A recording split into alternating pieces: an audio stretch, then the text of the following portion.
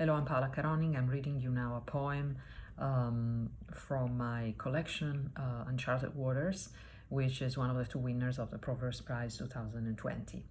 The poem is called Diametrical Growth, and I should acknowledge that it first appeared on issue 56 of Voice and Verse magazine.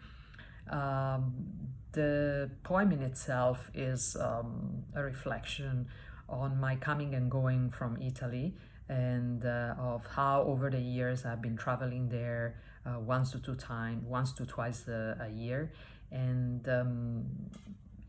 it's a consideration of how things change without really changing, and how sometimes we don't want to acknowledge that they change over time.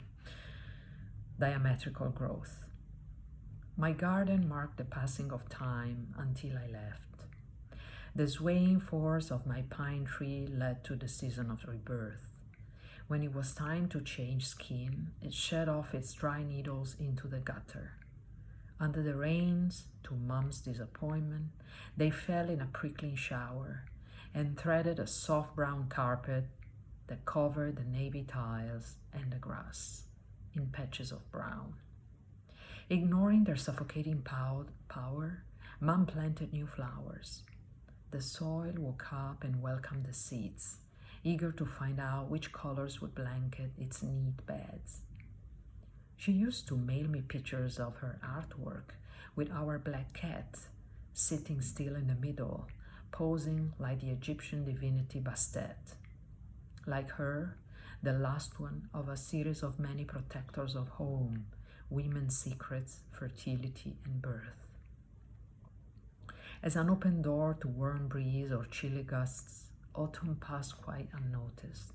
It was either the wicker trail of a hot summer without the same daring and seducing strength, or the prelude of winter with cold spells that surprised nature and drove it right into the heart of the coldest season, forcing the landscape to hibernate and shed its lush clothes. But summer is every year for me the season of discoveries. The pine tree in my garden has grown suddenly very tall, like a teenager you leave as a boy and find a year after a man, shambling off into the house in a hoodie, cap on his head. The rosemary shines in all its splendor and woodsy pungent aroma. A lavender bush replaces the deceased apricot tree. The gray, foggy sky of roasted chestnuts and spice wine is now a permanent blue sheet.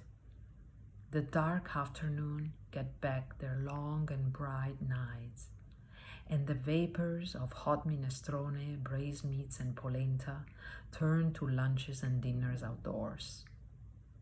I harvest red tomatoes, bite their sweet, inviting meat, dripping joyous blood that tickles my naked arms.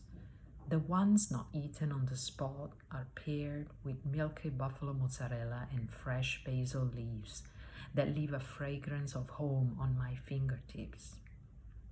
I pack this aroma with crisp mountain air, white pebbles from the beach, drops of emerald sea water, and other Italian comforts that will travel with me back to the east.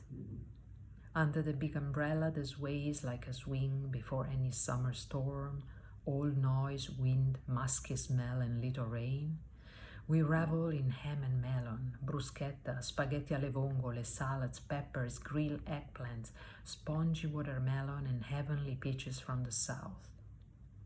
It happens, sometimes, that a pine needle drops into our plates and bursts the summer bubble. Undeterred, we spoil ourselves with ice creams from the nearby gelateria, as if summer would never return, as if the rings of the pine tree would stop growing. Year after year, it's comforting to notice its increased height, but not its enlarged girth. Thank you.